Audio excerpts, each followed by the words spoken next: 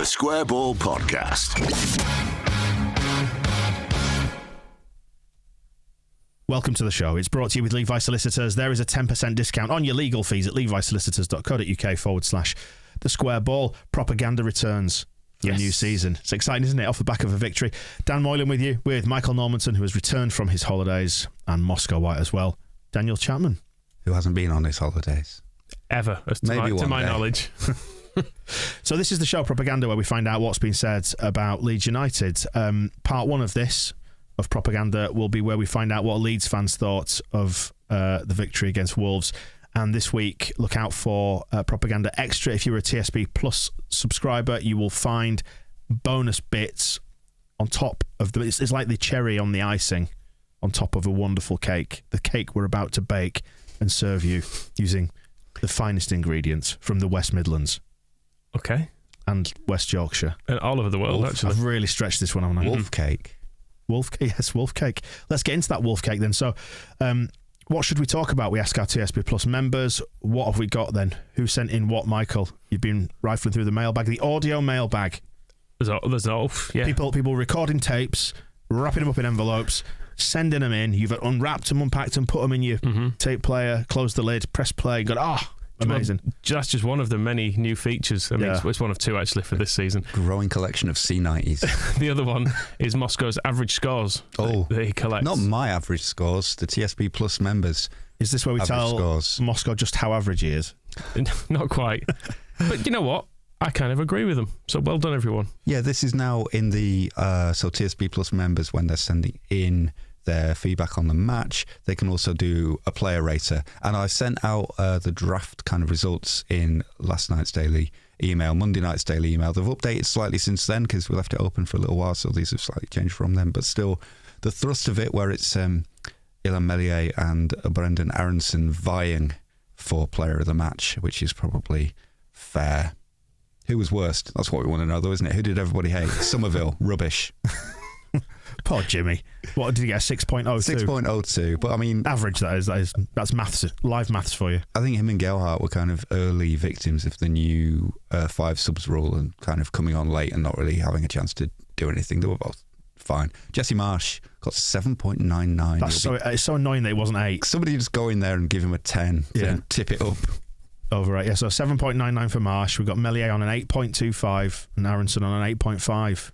Man of the match. And Jackie with a nice respectable 7.42, which I'm glad to see because he's often overlooked, is Jackie. And he was very good on Saturday, I thought. He should have got the assist for Bamford's header because that was a great cross and then was vital in the first goal. Should we focus on Jackie being good, or should we just take the opportunity now to get straight into Bamford? Old Bamford returns, missing easy chances. Oh, bless him. 6.81 for Patrick. He played fine. You can tell he's kind of rusty. It would have been nice if he'd scored a goal because to get him back into the groove of things. But he's never been a particularly potent... He's not Lee Chapman, is he? No. So the header was, let's say... Well, it was on target. That's good. It was hard enough. But it did take a very good save. Like a worse goalkeeper probably would have let that in. So, and you get a feeling that it would have put a spring in his step had he knocked that one in as well. It's proper like a springboard for the season. So instead he's got to endure people like us criticising him for being marginally off target with one header. I'm not criticising him. I thought he did fine. Just if he's a bit rusty, bathe him in WD-40, off we go. Not the way to do it, is it? Yep. On the performance in general, I quite liked Philip's summary where he says we were, good, then we weren't for a bit, then we were again. And we needed Click to feed Bamford for the second. We needed to keep Click forever. That's the thing. Bamford set up Aronson really well, didn't he? That was a good cross. Yeah, damn him for running through with the ball, Moscow. Because he ran onto it, and I think we were criticising. It's not really a first touch because he took first touch. It's kind of controlling the thing, and during that sort of 20-minute spell when Wolves were dominating, the ball was kind of Tyler Adams seems to be... Every time I looked up, we'd lost the ball again, basically, and then we couldn't get it to Bamford to stick, and I don't think Rodrigo was helping him in that regard. But as a one-touch on Click's through ball, just playing it straight across for Aronson, not the Wolf player, to score, that was really, really good. Bay Area Brandon asks, were you at all surprised by the width to penis ratio? It was girthier than last season. And I think Aronson made a difference on that. Should we explain the reference there, I think, maybe for any new listeners or viewers, that because the system is quite narrow, but wider at the back, we've called it penis ball. Well, it was a throwback to an old Warnock formation. Yes, that's Neil Warnock, former Leeds United manager, dreadful man. If you are new to being a Leeds fan, Christ, a different time altogether. Yeah, we've got. I should say hello to our new American viewers and listeners, because we've got loads. Because we mentioned a load of stuff about America in the match ball, like how you can buy 1,000 tub of ibuprofen, and people sent photos to us as well. So thank you. Get bigger and bigger. Yeah. So if we needed those during Neil Warnock's management. Yeah, and a transatlantic fan. Neil Warnock was our manager about 10 years ago, something like that. It was awful. We hated it all, and we were rubbish. Yes, but it was very. He played penis ball. It was a very vertical style of football, wasn't it? Yeah, more in the air. That's the difference. I mean, you could look at the winning goal was very vertical, where it's Adams and Click just passing it forward. Under Warnock, that would have been happening about 2 meters further into the sky. Yes, that was the famed penis ball. So we christened this. This is the refined penis ball. Red Bull penis. Yeah, exactly. Yeah. Taurine not penis. What you want pouring out of a penis, really. No. Let's move on. That's what you do get sometimes. But I think we did have a bit of width. Yeah. Aronson tends to go just wherever the ball is. But I think bearing in mind he does play on the right of the three behind the striker. He's not a winger, so that tells you something about how much width we expect there.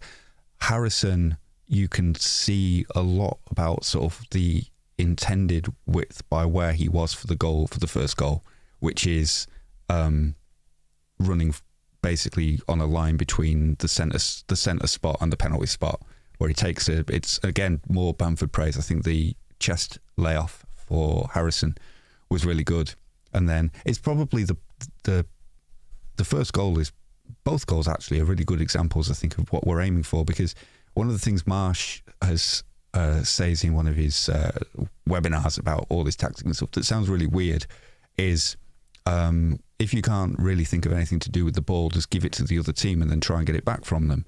And it sounds like nonsense, and in a way it does kind of make my the hairs on the back of my hands stand up in a bad way. But you saw it in the first goal, because that pass from Harrison is pretty awful. It just goes to the Wolves fullback in the penalty area, but he's done it because with Rodrigo and Aronson running in on him and then Harrison chasing his own pass, that kid then has 3 Leeds players around him who get the ball back off him in the penalty area and we score. So it's kind of, that's a great example. You can understand it, can't you then? Yeah, it makes sense. How that's working. So it's not very precise and sort of not exactly, it's not De Bruyne passing through for Haaland to just run on and score, but, City fans are going to be bored of that soon. So, but then again, just to counter that, the second goal was precise. So you can do it both ways. When the pass is on, use it. Yeah. I think that was the thing I took from the style in the first half. I really enjoyed it, but it was kind of chaotic. But chaos was fun as well. Yeah. And that was the shape of it. It was loads of real fast charging around, which makes for some exciting stuff. It's very different to what we've become used to, and I don't think aesthetically it's ever going to be quite as beautiful to watch, but it can still be quite effective. And doing it in little packs and stuff, so not everyone is always running, does probably mean you can do it for a bit longer. I mean, I know we dug out Scott Parker, who we should mention his sleeves, by the way, at the weekend as manager of Bournemouth. I've missed this. I've heard it discussed. Had a grey blazer on. You remember Scotty Parker was the owner of the Blardigan, which was a blazer cum cardigan, and we christened it a Blardigan. This was just a straightforward jacket, a blazer, but it had like 4. It looked like somebody who was going into the Space Navy or something. I don't know, like a grey blazer on with stripes on one arm, not both. Yeah, he had like 4 hoops around the lower arm of one side of his. It was quite a light grey. It looked like PTFE blazer. Tape, the stuff you put around plumbing. Yeah, it was about that thickness, white. Yeah, strange. I couldn't work out, was it I couldn't decide if it was like a tribute to somebody, if it was like, where you put an armband on. The 4 tops, because they had 4 of them on. One for the kids, etc. So a strange choice. But I think you were going to say something about scripted movements. I was going to say something about scripted movements, yes. And we dug him out for saying that about Bielsa's football. But you did know what was coming, didn't you? Whereas this, you don't. And it's mad. And it's fun. One of the clips I chose not to use, but from watching the Wolves things, actually, was from that first goal. You can hear the Wolves fan thinking, that they've got the ball back, and one of them goes, "Whee!" and then about 2 seconds later, the ball's in the net.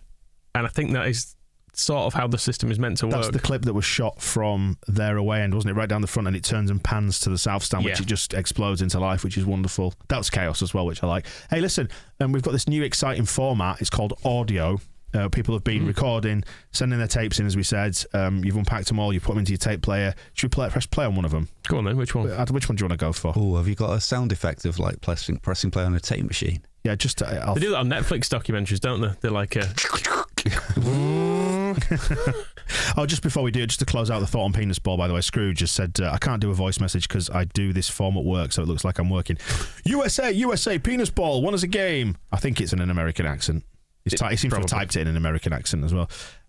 Albeit in much different circumstances of not facing inevitable doom to the poor people tears of English football. Right, let's play a tape. Who are we playing? Are we going for Melbourne White? Should we start there? Why not? Dig the tape out then, Michael. Put it in the machine. Oh, it's stuck. You've got a pencil to wind it. Oh, no. Is it at the wrong end as well? Turn it over, put it back in. Right. I think it's working now. Have we milked that joke? It's working now, yeah. Fast forward it. Midnight kickoff here in Melbourne, which always is better than 2 or 4 a.m., but really good and relieved to start the season well. Nice baritone quality to that voice, isn't it? Yeah, and I will say credit to the Australian mail services for getting that tape to us so quick. Very good. I didn't expect it to arrive that quickly in the post. Put them in charge of the Leeds shirts. Yeah, it wasn't on that ship. No. Well, that was exciting, wasn't it? This new fangled technology. Relief, though, is what I felt, I think. Yeah. Because we did stay up last year, but I don't think any of us were entirely convinced or sure how it was meant to function. But it seemed like I could see how it's going to work after that game. Some of the, because we were talking briefly there about kind of the connections to the old style of play under Bielsa, and it was hard to understand how any of what we saw last season was any kind of development or had any kind of relation to what was brilliant under Bielsa. And now you can see what they've gone with a bit more clearly, which is it's the aggression and the energy and the high energy levels all the way through and fighting for every ball. There's things that they're kind of trying to retain, and I guess the cliche that will come from the club is that's how, that's going to be our core DNA moving forward. And in your interview with Angus, he talked about sort of how they will always look for coaches who can keep the players that fit, because the way that Bielsa trained the players was like to get them to a fitness that Heckingbottom had never seen was exceptional. And then it will be those things where I guess the difference is Bielsa managed to get the players to do this kind of level of precision that was incredibly difficult to consistently play. Some of that kind of stress goes, I'm sounding like Jesse Marsh immediately, some of that kind of difficulty level goes out of it, where the passes don't have to be as precise. There is a little bit more of license to do what Harrison did, which is just like, well, we're bursting through, I've got options in front of me, I'm just going to stick it into the penalty area because I know that 2 other players and me are going to run after it and make something happen. Whereas previously it would be more of like you are looking to get it to somebody's feet and you're looking for a perfect cross to meet one player in the penalty area. And it was quite striking that often we had 2, Bamford and Rodrigo, front post, back post. Gouldy, actually, neither on this, of them scoring. Yeah, I was going to say, Gouldy said, nice to see us not constantly trying to walk the ball over the line to score and actually trying new things. And Will from Melbourne, another one from our Antipodean cousins. I felt like this was the first game in which I could see properly what the actual plan was, and that's a nice feeling after the way the final games of last season went. That was it. That's the relief there, isn't it? That actually we get it now. Yeah, there's a plan, and it looks okay, I think. It is one game in as well, we should say. But yeah. I mean, I think Sean Kay makes a good point as well on the same sort of subject Moscow was talking about of individual responsibilities and stuff in with it. Is he's saying big difference yesterday was no one had a stinker, and I think Bielsa's season system didn't necessarily allow for someone to play really badly. It's all one-on-one, isn't it? Exactly, because it all completely collapsed. He was saying last season, even when we played well, someone had a shocker. He does then say, admittedly, 9 times out of 10 that was Firpo, who was fortunately injured. Let's spin down on the sheet about defensive concerns. Will these tactics work against better sides? Have you got the tape from Ding? I've got Ding. I mean, Ding is a long-time writer. He sent an audio and a text message in. More pessimistic than me is Ding. I think he was fully signed up for us going down last season. Let's keep the 1,000 ibuprofen bottles away from Ding. Enjoy the win by all means. It's a long season. That's spoken like a true Leeds fan. Yeah, he says he does go on to expand it a little bit too optimistic on the match ball for my liking. But I'll give you that I'm more pessimistic than Michael. The squad is still too thin, and to stay up, you really do need to beat Wolves at home. Although we didn't last year. No. And we did. So I think that's the thing with it, starting with a win. It feels like we're almost there. We're safe. We're safe, lads. It's I said that on the match ball when you were off gallivanting on your holidays. Like, we're 10% of towards safety now. And I know that's a really grim way to look at it, but if we can get to 100% soon, then we can enjoy this properly, can't we? We can just go, good laugh, this football malarkey. It's also a quarter of the home wins we saw last season. Yeah. There were only 4 last year, and I hadn't really thought of that until... Not many, that, is it? I read it in some of the coverage afterwards, and so it's even just seeing us win at home was nice, and you just enjoy that for whatever it is. And I think 4 wins in 2 years is all the majority have seen, because it was shut, wasn't it? Exactly. So it's a long time. Of course, you've got to celebrate it. And I think that's where relief sits in as well, because it is a lot easier to come in and sort of talk about the positives that you can see in what we're trying to do than if we'd lost, 2-0 to Wolves or something. Imagine, it is a bit of a warning, I suppose. The fact we're playing them next week will be interesting, but Southampton's weekend playing what's theoretically quite a similar start, wasn't just losing 4-1 immediately with one of the most hilarious own goals. Yeah, but we're new and shiny and exciting, they're boring and old. Exactly. And they hate it. Hasenhuttl don't like that anymore. West Ham as well. Imagine that, just like playing Man City the first game and just losing 2-0 to 2 Haaland goals, and just David Moyes afterwards just sound like, what can you do? I don't even know why we turned up today. Yeah. I will start again next week. Hey, Michael, can you dig out your best cowgirl accent, please, and read out what Jane said there, just underneath thing? Hang on. Do you have a? I think I'd like to hear your words. Because these are definitely the words of an American. Hold on, Jane. Yeah. Come on, cowgirl. Think Jessie off Toy Story. Well, Jessie off Toy Story. I want to hear more about what happened to us on defense and what's likely to happen against better offense. I like that. Offense? Offense. Yeah. Offense. You see, until that point, German. I thought it was just a tape from Jane. We did okay, but A, Melier had saves to make. B, Wolves aren't great. And C, I feel vulnerable when our fullbacks move so far forward. True story. Over there in America, just go out to eat wolves. Just go out, shoot one and eat it. Fair dues. We don't have them over here, do we? Apart from, obviously, the football team. Are they reintroducing them in some areas? It'll be Scotland. They always reintroduce stuff in Scotland as a trial. Yeah. It'll take them ages to find the way down. Yorkshire's a long way. They'll have to navigate Hadrian's Wall and then get down the A1. If you go to Aberdeen, there's bears and shit up there, I'm sure. they don't care. Imagine a Buckfast-filled wolf wandering south, see what it can find. That's not something I'd like to encounter on a dark night. John in Grimsby, exiled from Grimsby by the sounds of it, which is not necessarily... I thought he was exiled in Grimsby. Oh, that'd be bad, wouldn't it? I mean, it's not that far. No. But Grimsby is the end of the line in many senses of the word. Sorry, John. It's the open door to Holland. Yes, indeed. And gas as well. Yeah, and fish. Yeah. Lots of things. Says, I understand we've narrowed the touchlines. And let me stop you there, because that's not correct. Are you just reading this out so you can tell him he's wrong? Yes, John, absolutely. you're wrong. The only reason is because I found myself... We still like you. ...inexplicably looking through the Premier League handbook, which lays out all the rules. And according to the Premier League, your pitch has to be 105 by 68 metres, so you're not allowed to bring it in if you've got the room to accommodate it. You can, for historical building reasons, have slightly smaller dimensions, but you've got to get dispensation. So all the pitches are the standard FIFA dimensions, 105 by 68 metres. There was a time where you could choose them, but you had to stick with them all season. Yeah, well, that was the case, but now they've standardised the pitch dimensions. But back in Howard Wilkinson's day, when we signed Lee Sharp, I think he took readings of Sharp's average crossing distance and narrowed the touchlines accordingly so that Sharp was more effective.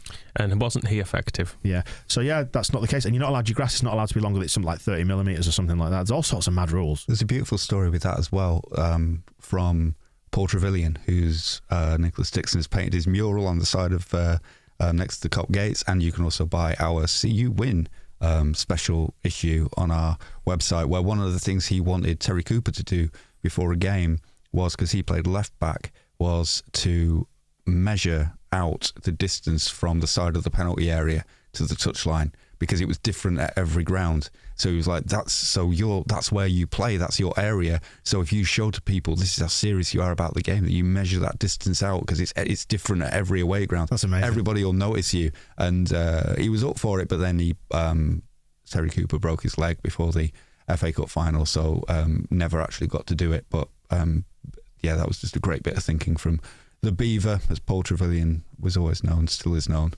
you remember playing on the Sunday League pitches where the edge of the 18-yard box was about a yard from the touchline? Because there was clearly not enough room for a football pitch, but they put one in anyway. They marked out the 18-yard box in proper dimensions. And the little quadrant for the corner basically touched the edge of the area. It's like, that's fine. It's just about fits. Left backs. Yes. Howard has things to say about left backs because we didn't have one, did we? We did. He was big and he was gorgeous. He was big and strong. Enough to turn. Have you got the tape, by the way? Yes. There we go. One point I wanted to make about Saturday was, while Struijk doesn't have much pace and clearly he's a square peg in a round hole, at least he gives the team more of a threat at offensive corners. He had 2 headers where he could potentially have scored on Saturday, and that might be all the difference in some games. What do you think about that, guys?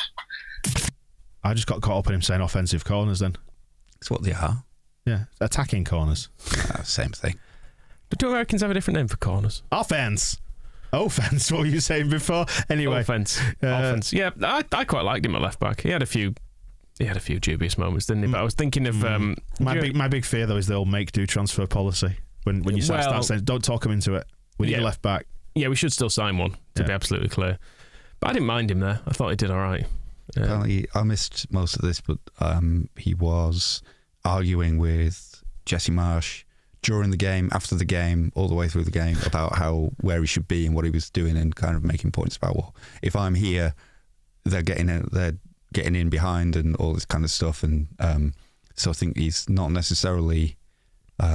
it's not an argument. It's more he's trying to sort of learn what he's supposed to be doing while we're doing it, which is probably where a specialist would make a difference in that point of view. Yeah, I think I said that on the match ball. There were times when you just wanted, like, in terms of like how Struijk positioned his body and stuff, like, when that thing that the left backs do to burst out, in that same ball actually that Bamford played to Aronson, just whipping the ball across, a more natural like left back sort of tends to do that sort of action, physically speaking. Whereas Struijk is obviously he's beef, he's vertical, he's heading it away, he's clearing it, passing it forward, isn't he? I mean, he might learn it if he does it some more. Because I remember when I first saw Stuart Dallas at fullback, I was a bit like, I don't know, doesn't look like a natural defender. Not entirely sure we should be playing him there. And then he quickly morphed into our first choice fullback and central midfielder. And he's probably still the best left back at the club, even now. I think, and it will be one where they shouldn't underrate left back and shouldn't rely on Struijk.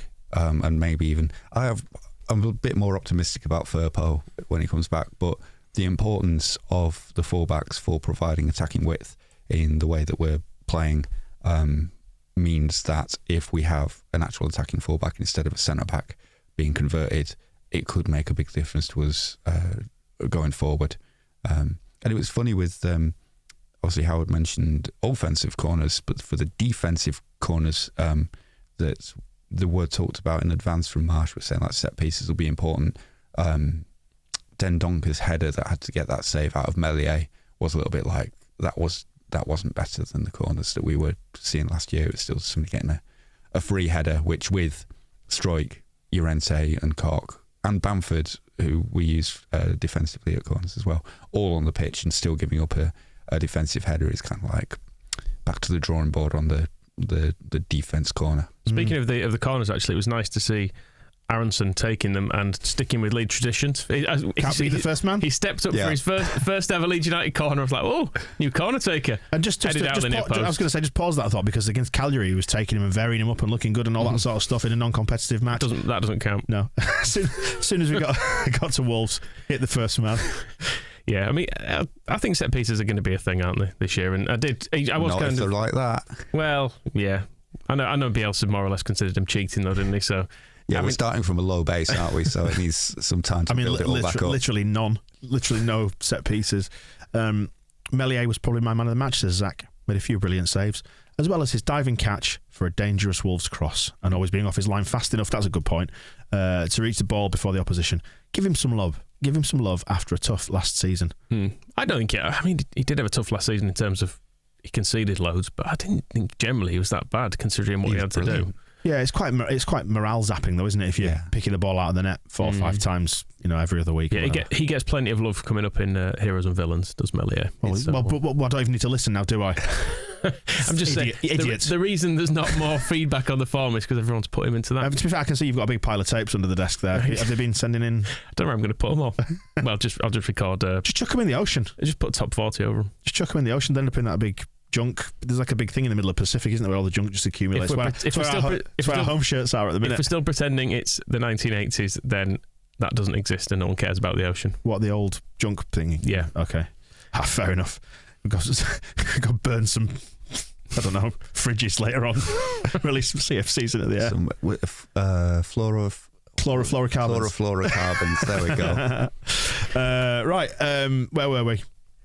We're not talking about Jesse yet, have we? Have we not?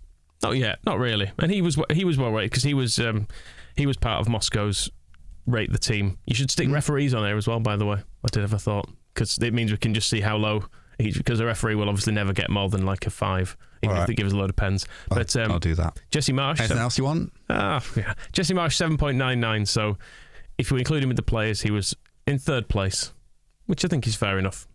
Yeah, he did well, didn't he? He got the subs absolutely right, as we said on the match ball. Happy about that. Does that mean he got the starting lineup wrong? No, it doesn't. But got into the sub is interesting actually because Rodrigo. Has anybody mentioned Rodrigo? Because it throws a bit back into last season's style of the one thing that Rodrigo always seems to have a problem with under Bielsa was pressing. That he's not, that you would see people just running past him from midfield. And then the problem at the start of the second half, at least based on what the cure was bringing Click on, who would actually stop the opposition from having such an easy ride in that position. So there is a 5 subs though, Moscow. There is, yeah. So is it that we keep because Rodrigo wasn't happy to be coming off. He had a bit of a sulk as he went to Didn't like that drink, did he? That they gave him. What was it? Do you think it looked a lot like water? Right, I would say. He demands maybe some electrolytes. If he's sitting in the Boost West stand, then why isn't he being given loads of that? But this all happened to Jack Clark. But given there is such a reliance on energy and pressing, I suppose he did for the first goal. He was involved in that, but will he be able to keep up that pace all season, or do we just go with Click? Boniem says... I was going to say, we do that first because we've got Zach, another one in the colonies there, who's been in touch. Yeah, Boniem says, thought Rodrigo was good, but I'm not falling for that shit. He did this to me last season when Marsh first came in. It was funny, like when I spoke to Angus Kinnear before the weekend, one of the things that got picked up on was when we were saying we're expecting more things from Rodrigo this season, and still expecting them. And a number of people kind of picked up on that, like, yeah, exactly that. We're not falling for that shit again. I was going to say, isn't that what we said the previous year? I think there is. You can see in Rodrigo there is a quality footballer in there. He doesn't seem to turn it on all the time and just seems a bit confused and tired. But look at him when he scored. Look how happy he looked. He's got a lovely face. Yeah, he was. It's like a cartoon character. He was mad. He's like a teddy bear. Yeah.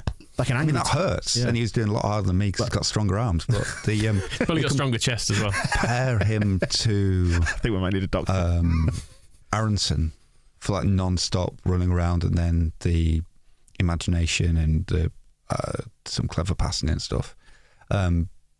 Rodrigo sort of, you only see it in bits, whereas I don't think Aronson's going to have problems lasting 90 minutes. I suppose there are options as well, because when does Aronson move to the middle when Sinisterra is coming in? Where is Dan James going to be? Christ, we've got options. This? We've got options. Imagine if we'd signed the Kettler, it would have been. I mean, that's an imaginary thing. I really hope we sign Martin Terrier, just for your pronunciations of his name.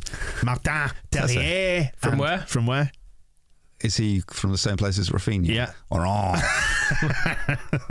Or excellent. We were talking about Jesse, weren't we? Yeah. So the substitution, he saw what was up and he fixed it. That's good. And he's obviously what he's been telling them. The tactical topics and the clarity seems to have done the trick over the summer. So they didn't look like a bunch of useless scoundrels as they did at times last season.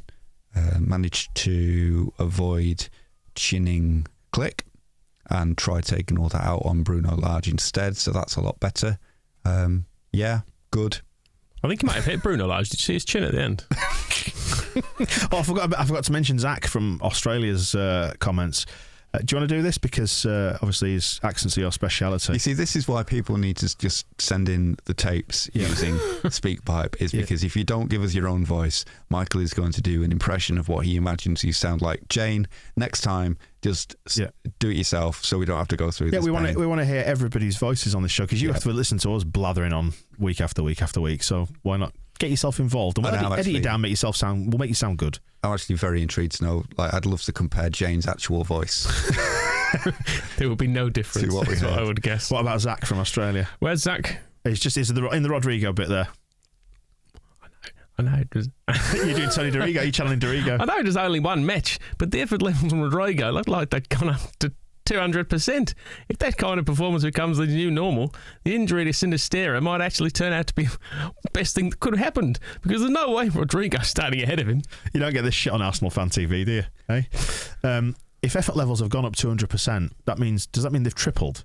Because if they've gone up 100%, you've doubled. Yeah. If you go up 100%, you've doubled. If they go up 200%, they've tripled, haven't they? Don't ask me about maths. All I'd say is kind of that we can't consist. I suppose the downside of Saturday is we can't get away with what we did in the first 20 minutes of the second half.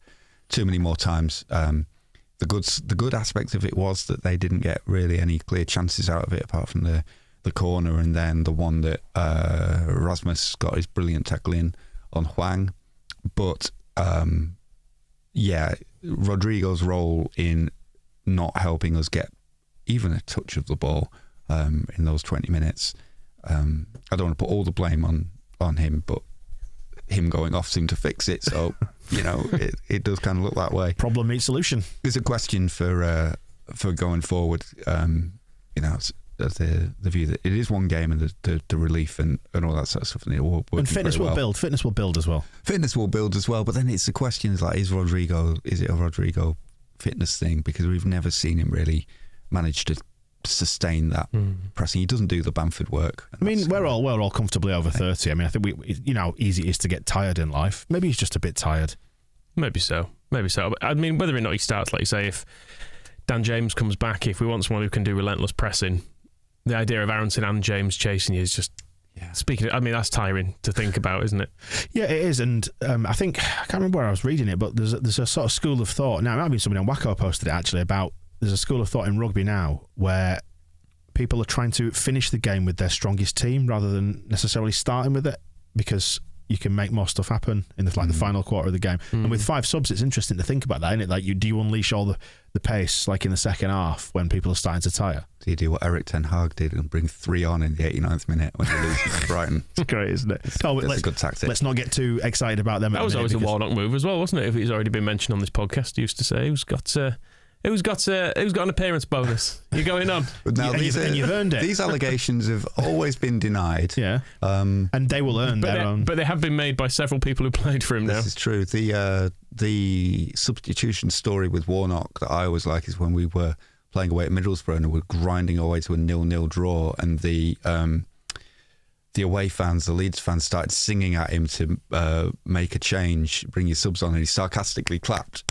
Yeah, I'm the manager.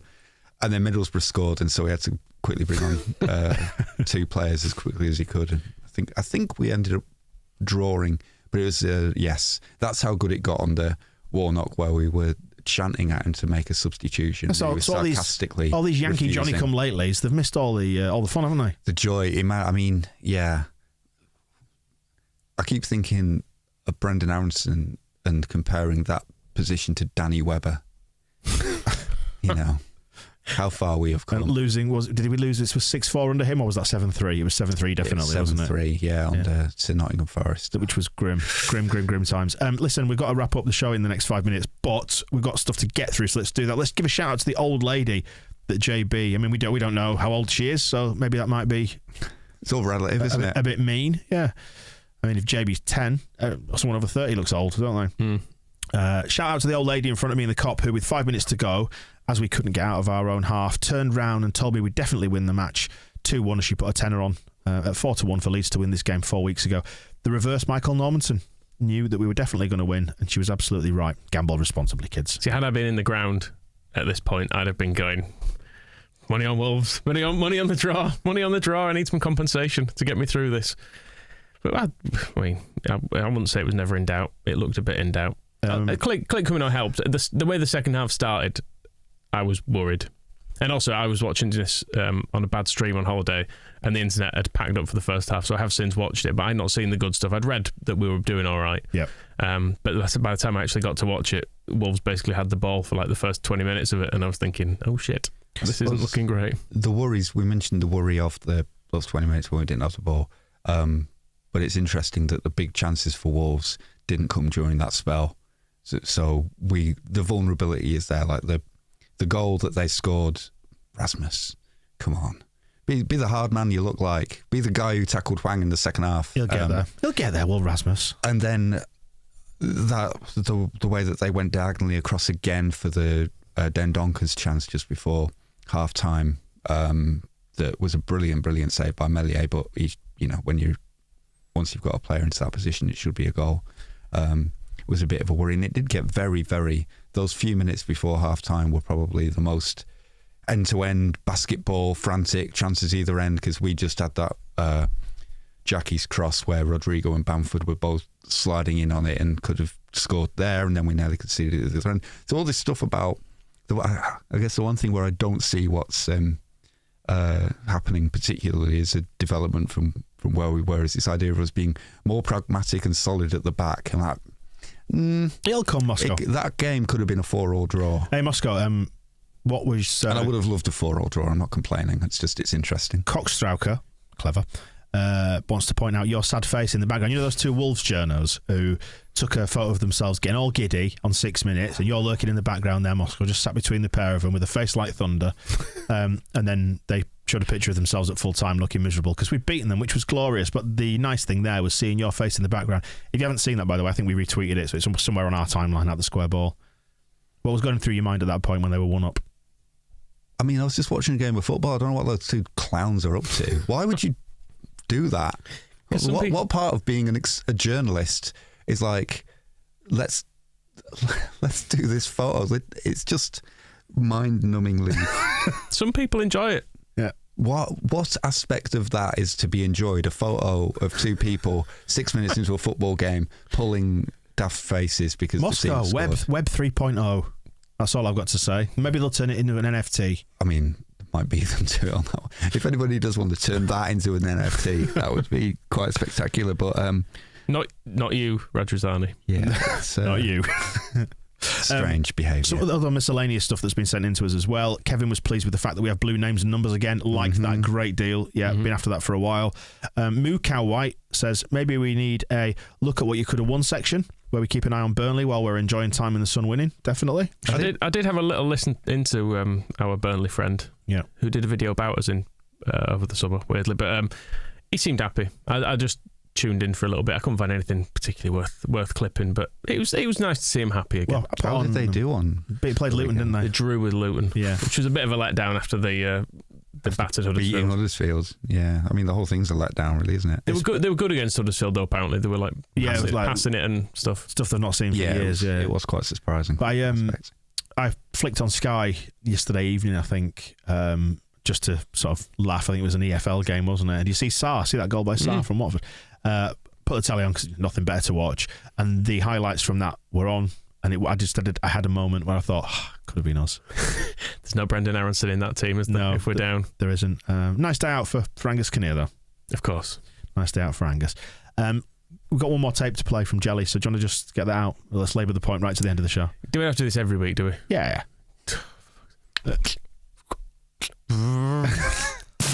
Good to be back. What a way to start the season. I just wanted to give a shout out, just in case I was listening, to some bloke in the North East Lower who at 1-0 down went for a piss and we equalised. He came back up and he went, I'm not sure if you should come back up, pal. You need to stay down there. Anyway, went again in the second half, to which we went 2-1 up. About the 89th minute, he came back again. He was like, you know what, lad, just need to make sure. Absolute top bloke, unsung hero. Come on, Leeds.